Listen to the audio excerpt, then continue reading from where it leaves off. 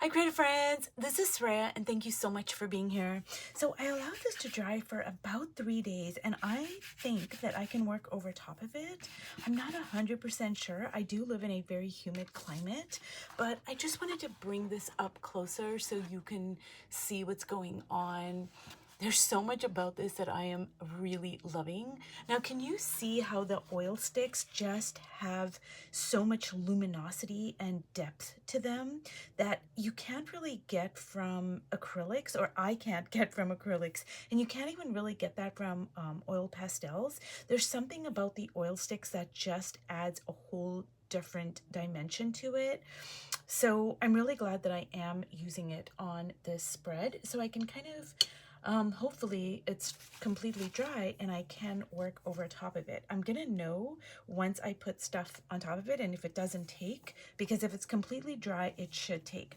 But I'm gonna start putting some acrylic paint on the hair, and I am just working like really fast. I don't want to overthink it, and I'm gonna leave some of the background to show through because like I mentioned in my previous video on this particular piece, I'm really loving the juxtaposition of the layers and the depth, the creaminess, all the good stuff that's going on with the oil sticks. And then like it being right next to just the white of the paper. This all over here is not paint, it's just the blank white Bristol paper. And even over here, I don't know if the camera can pick up on it, but this is a very thin wash. So even though you can't really see the white of the paper like you can over here, it still doesn't have many layers on it. So I love that kind of contrast. And on the hair over here, I think I'm just going to leave the white of the paper to show through. And even with this particular paint, I'm watering it down so you can see the underneath layers. So I'm really loving that. And there we go, there we go, and there we go. And so now what I'm gonna do is I am going to use my Stabilo pencil because Stabilo goes over anything, and I'm gonna put in my facial features. And then what I will do is I will go over top of it with my Pitt pen. So working on top of these oil sticks, not everything is going to take. So as far as I know, I generally stick to what works. I've been using a Pitt pen for a really long time. I've got a ton of them. Some of them, like this is a big Pitt pen, a big brush Pitt pen, but somewhere over here I have like smaller ones. I just don't know where they are right now. I'm sure they're here somewhere, but they come in like various sizes, and this goes over top of it. Also the Posca and the Stabilo. So like I said, not everything is gonna take because it is they are oils, so you just have to be you just have to experiment if you are gonna use them. So so let me just say, acrylic paints do go over top, but I found that chalk, when I mix the acrylic with the chalk, it just takes better. So you just kind of use what you have and, you know, just see what works. So I am just gonna kind of like, I don't want to get like too detailed, you guys, because I don't know. I'm just kind of feeling more of like an abstracted kind of approach.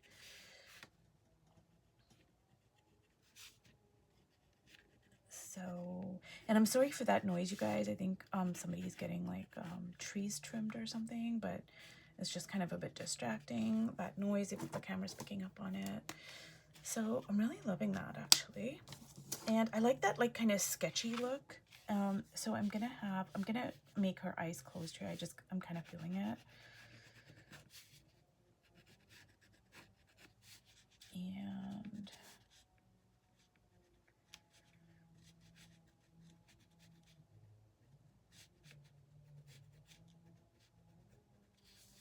okay.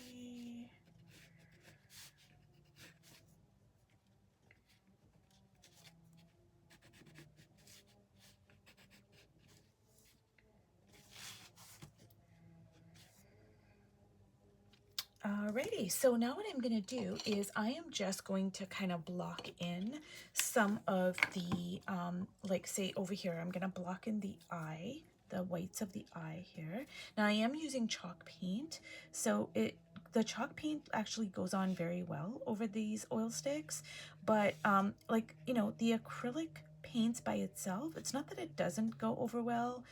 It just depends on, you know, the brand or how you're using it, or, you know, just stuff like that. So I would just kind of, it's just trial and error. But yeah, oh, I really love that. I'm just kind of giving this a little bit of dimension here.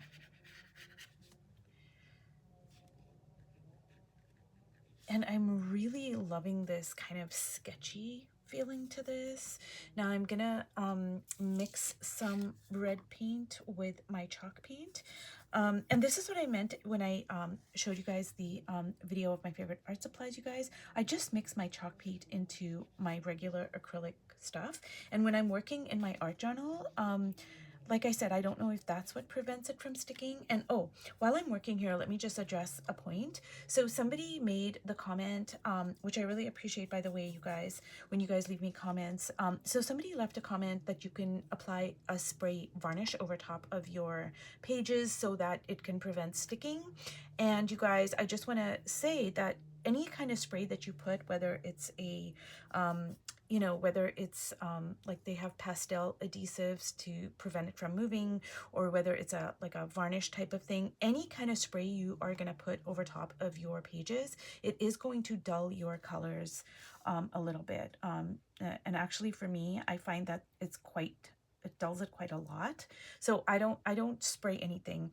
Now wax is a different situation. Wax actually brings out the colors and it really makes it zing, but I do not wax all of my art journal pages because I just have so many art journals and I have so many pages that I just don't do that. And then the person also mentioned that you can use like you can cut up pieces of wax or parchment paper, and many years ago, you guys, I did do that, but it just got so tedious that I stopped doing it, because like I said, you know, I just have so many art journals and so many pages, so I gave it a good faith effort, but I was just like, oh my god, this is like exhausting to like cut out all the pieces and then the different sizes and then stick them in each page. It just didn't work out for me, but those are two other options as well if you are having problems with sticky pages. But like I said, I found that when I switched from the gloss medium to the matte medium, and then I also started using chalk paint, like I have not had problems with the stickiness, so I'm hoping I will not. I will continue to not having problems, and I just stick to what works, you guys. I don't like, you know, if something works, I'm like, okay, I'm gonna stick to it. So see, like, look at that, you guys. I'm really just loving so much of this. Now I am feeling like, hey, I want to add a little bit of this red to other parts of the painting, and that's more so just to keep my eye moving. So I'm just gonna kind of like, just, you know, add some, well, I don't know, probably don't want to add it there. Let me see here, where do I want to add this red to? So I added it there, and then on the lips and like over here. Okay, we're just gonna leave it for now. And okay, so here's my Pitt pen, you guys. So what I'm gonna do, and I don't know if that's completely dry, my chalk paint, but do you see how well this Pitt pen goes over the oil sticks? Now the oil sticks have to be completely dry for it to work, and this is Pitt, P-I-T-T, and it's by Faber-Castell.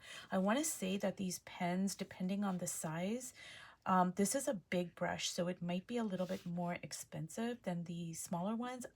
So I want to say this is about $6, but don't hold me to it. I don't remember. And then the smaller brushes, they run about $3 or $4. They come in lots of different colors. So like they have walnut, they have, this one here is actually not black. It's indanthrene blue, but I love it for it's dark enough so that it reads as black, but it has like a moodiness to it, so I really love it. And I'm not going to do the lips because the lips are still wet with the acrylic paint, but when it dries, I'll go back in. But do you see how like the the oil sticks just really add so much zing to the piece. Now I'm just gonna make like a little bit of lines here, but I want to keep the Stabilo, so I don't want to cover all of the Stabilo up with this pen, with the Pitt pen, and I'm just gonna kind of like use it very sparingly, just to keep my eye moving, to kind of have like you know, different marks for interest, etc. So I think what I'm gonna do, you guys, is once it completely dries, like the lips are wet, and let me just put some brown in the eyes here, but I will come back in and I will, like, you know, like make the a few details, and then when I do another video, I'll just show you guys and I'll say, hey, this is the finished piece. But I'm not gonna work over top of the wet stuff, and I'm not going to make another video about it because I don't think there'd be enough for me to make a video about. But one of the things I just want to point out is that I really love the juxtaposition of the plain white paper against like many, many layers. Oh, you guys, let me use my Posca over here. I'm like, hey, this is just screaming for a Posca marker to be used.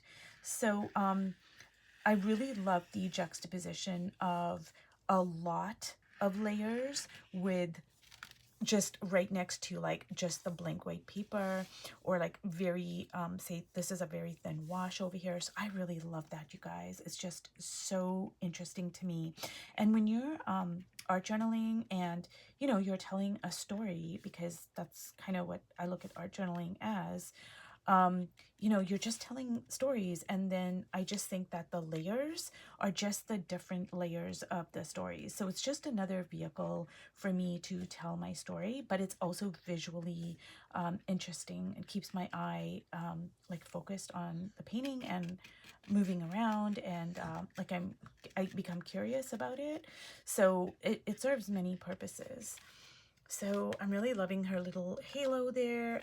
Okay, so I'm going to add my Posca marker to a few other places because I don't want to kind of just leave it there. And just like so.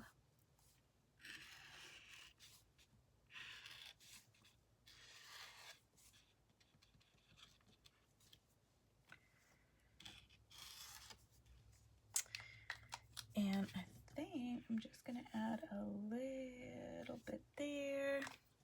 Okay, you guys, I am really, really digging this. So I'm going to come back. I'm going to put, you know, work on the eyes a little bit, give her some eyebrows, you know, fill in a little bit of the details, maybe add a word or two, like maybe add some words, I don't know. But for the most part, it's done, and I'm really loving it. Like, the oil sticks do add so much. And this was a video series about middle layers. And I just think a lot of times the middle layers, it kind of gets lost because, you know, a lot of times people focus on the first layers, understandably so, because, you know, it's like fear of the blank white page. I don't know what to do, etc., etc. And then, of course, you know, the finishing layers, because that is the, you know, the end state of the painting. But the middle layers, I think each stage is important. The first layers, the middle layers, and the last layers, they're all important for different reasons and in their own way. But I do think that the middle layers, a lot of times they get kind of lost in the mix because the focus is on the first and last layers. So I just wanted to do a video on middle layers. They are equally as important, and you know, sometimes they're even more important, because, you know, you could start off one way, and then you get to the middle layers, and the middle layers determine whether you go this way or this way or this way, you know. So the middle layers are can be even more important than the other layers in many respects. Anyways, you guys, if you watched all the way to the end, thank you so much. I hope that this video has been helpful and inspiring, and I will see you in my next video. Bye.